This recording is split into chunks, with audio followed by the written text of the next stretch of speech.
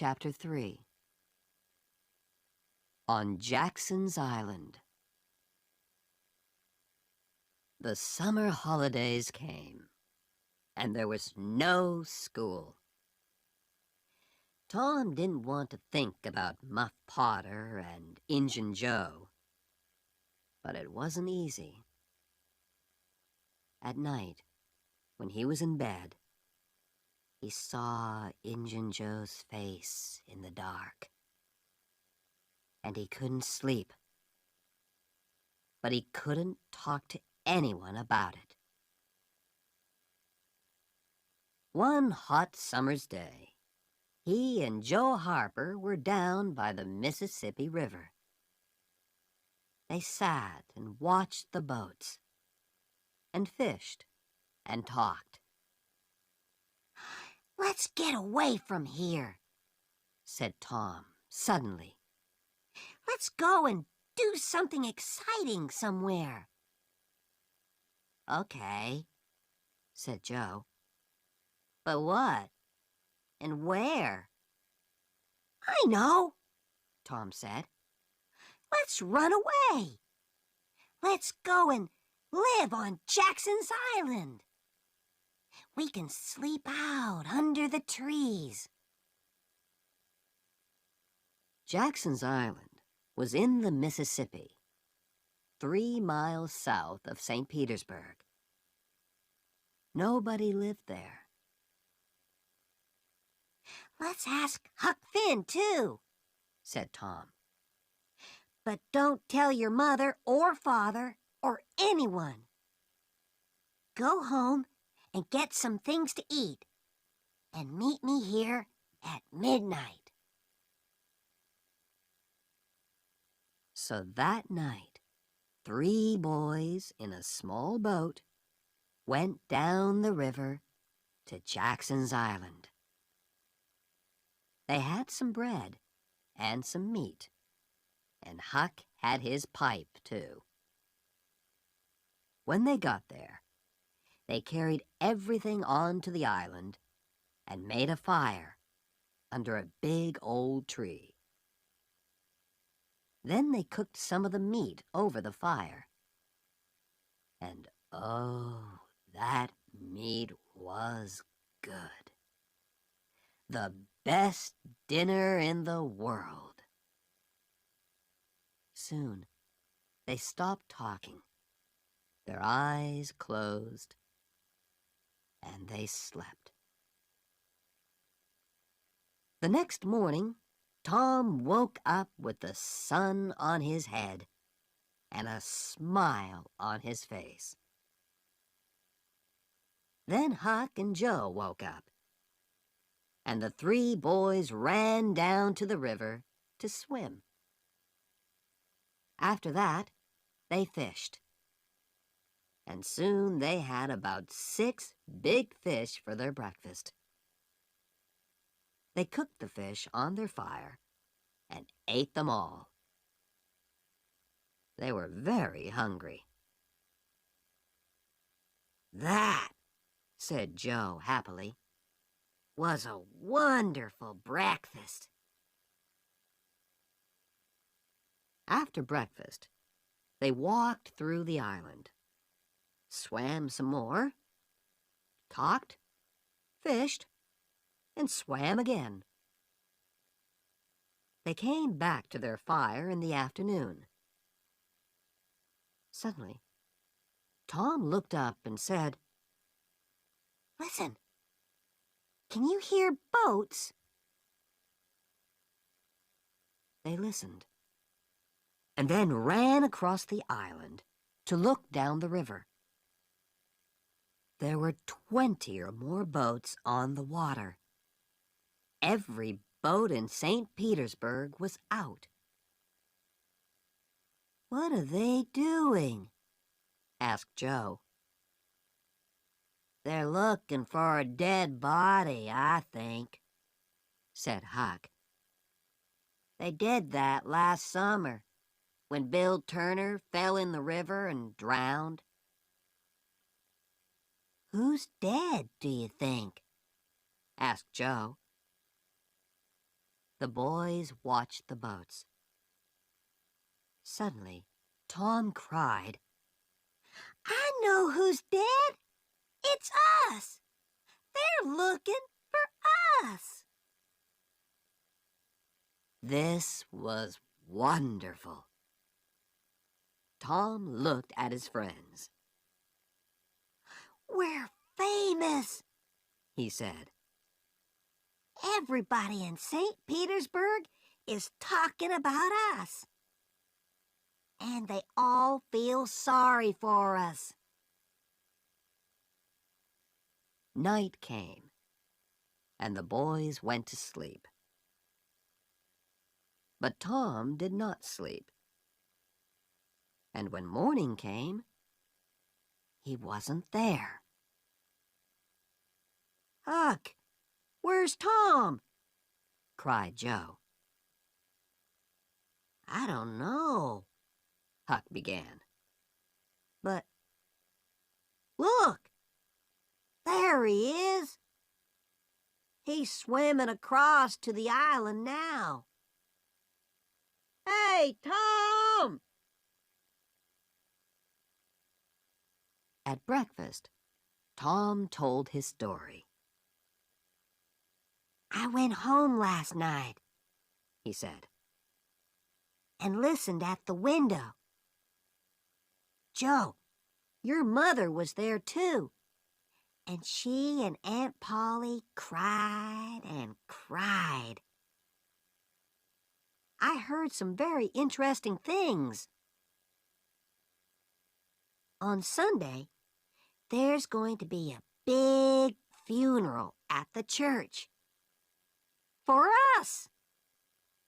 And listen, I've got a wonderful idea." Huck and Joe listened and laughed. And yes, it was a wonderful idea. That night, the boys cooked some more fish. And after dinner, Huck got out his pipe and began to smoke. "Can we smoke too?" asked Tom. "I want to learn." So Huck made pipes for Tom and Joe, and the three boys sat and smoked. "Hey, I like smoking," said Tom. "It's easy." "It's nothing," said Joe. "I'm going to smoke every day." But after 10 minutes, Tom and Joe got quieter and quieter, and their faces went an interesting color. "I'm going for a little walk now," said Tom. He stood up carefully and walked away into the trees. "Me too," said Joe, quickly. The two boys came back an hour later, but they didn't smoke their pipes again. On Sunday morning, there were no happy faces in St. Petersburg. Aunt Polly and Joe's mother and father were in the church, and all the boys' friends. The minister said some very nice things about the three boys. And the boys' families cried and cried. Everybody cried. And little Becky Thatcher did not stop crying for 1 second. There was a small noise at the back of the church. But at first, nobody heard it. Then the minister looked up and sang, and the judge came to St. Petersburg. On the day before Muff Potter's trial, Huck and Tom met in the street near Tom's house. Huck was unhappy. Tom, you didn't tell anyone about, No, I didn't. But Huck, what about Muff? People are saying he's the killer. And he's going to die. But we can't tell anyone about Injun Joe, said Huck. I don't want to die too. Do you? No. Tom didn't want to die. But he couldn't forget Muff Potter's face in the jail. Old, tired, and unhappy. And Injun Joe was a free man. It wasn't right. That night, Tom came home late and very excited. He could not sleep for 2 or 3 hours. The next morning, all the village was at Muff Potter's trial. Injun Joe was there, too. Muff waited. A tired old man with a dirty face. The judge began the trial. Questions, questions, questions. Answers, answers, answers. And the answers were all bad for Muff Potter.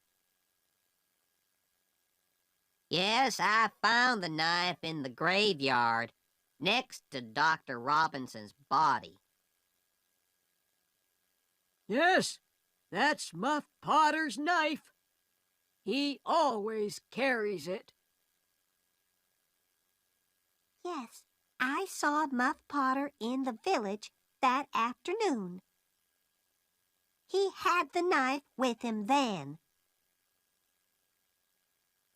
Muff Potter began to look more and more unhappy. Then the judge said,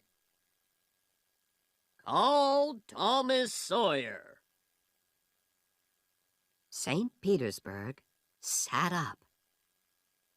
What did young Tom Sawyer know?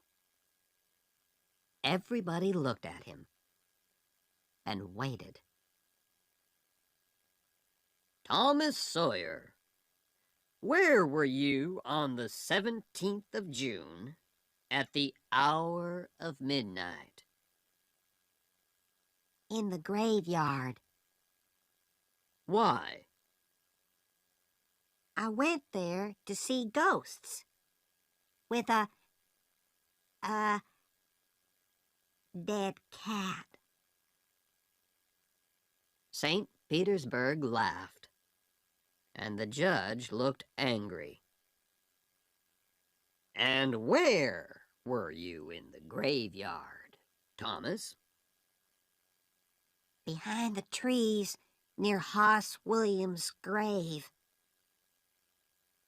Injun Joe's face suddenly went white. Now, my boy, said the judge, tell us your story. And so Tom told his story.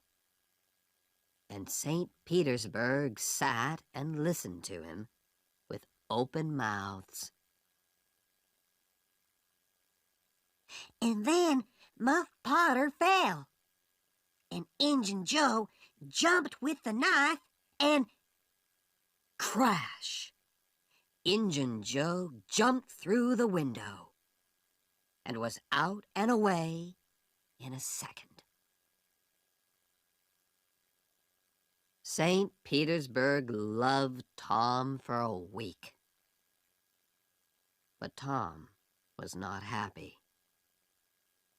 Injun Joe was not in jail, and he was a dangerous man. Tom slept badly for weeks. The slow summer days went by. Injun Joe did not come back to St. Petersburg, and Tom began to forget.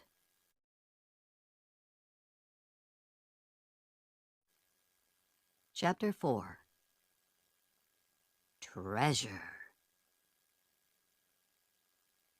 There is a time in every boy's life when he wants to go and dig for treasure. And that time came for Tom. So, one hot summer's day, he went to find Huck. Huck liked the idea of treasure. "Where are we going to dig?" he asked. "An old dead tree is best." "Who puts the treasure under old trees?" "Robbers," said Tom. "And then they go away. Or they forget to come back for the treasure."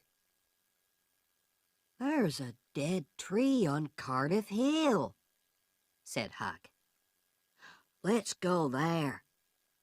I've got an old pick and shovel." It was 3 miles to the old tree, and the boys arrived tired and hot. They dug for an hour or two, but they didn't find any treasure. Then they stopped, and Tom looked down at an old house at the foot of the hill. "Hey, look," he said. "Nobody lives in that old house. Let's go there. Old houses are always good for treasure." "Good for ghosts, too," said Huck. They took the pick and shovel with them, went down the hill, and into the old house. They looked in all the rooms downstairs, and then went upstairs. But there was no treasure and no ghosts. Then they heard a noise. "Shh!" said Tom suddenly. "What's that?" "Ghosts!" whispered Huck. There were holes in the floor, and through them the boys could see into the rooms downstairs. "No," Tom whispered. "it's 2 men. One is the old Spaniard. He came to live in the village last week. I don't know the other man. Shh! Let's listen to them." The 2 men sat down on the floor. The Spaniard had a green hat and long white hair. The other man was small and dark. He took out a bag and began to open it. "It's hot in here," the Spaniard said. He took off his green hat, and then he took off his long white hair. "Tom!" Huck whispered upstairs. "That's Injun Joe." "We took $650 when we robbed that house," said the second man. He took some money out of the bag. "We can take $50 with us now. What are we going to do with the 600? "Leave it here," said Injun Joe. We can come back and get it next week. Here, give me the bag. He walked across the room to the fireplace, moved 2 big stones from the floor, and began to dig with his knife. Upstairs, the 2 boys watched excitedly. Treasure! $600 of wonderful treasure. Injun Joe stopped digging. "Hello, what's this?" he said. "There's something here. It's an old box."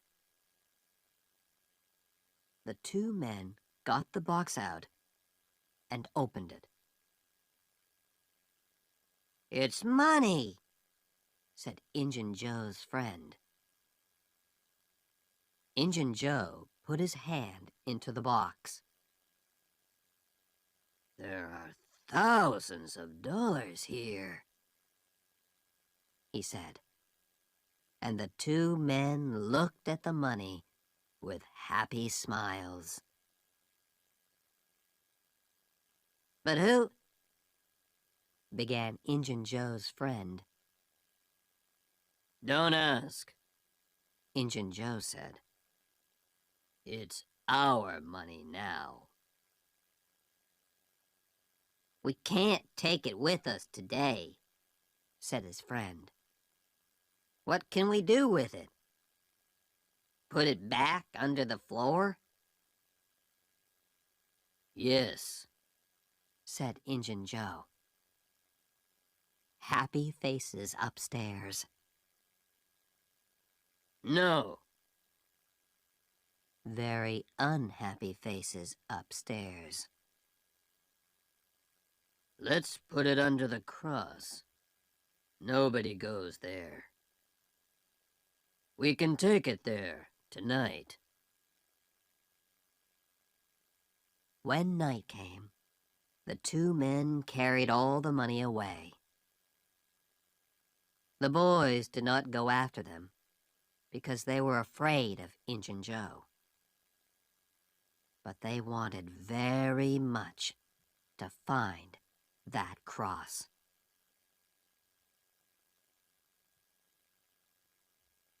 For a week, the 2 boys thought and thought about the treasure. It was under the cross. But where was the cross? In St. Petersburg, the boys watched the Spaniard carefully. But they didn't see a cross, and they didn't find the treasure.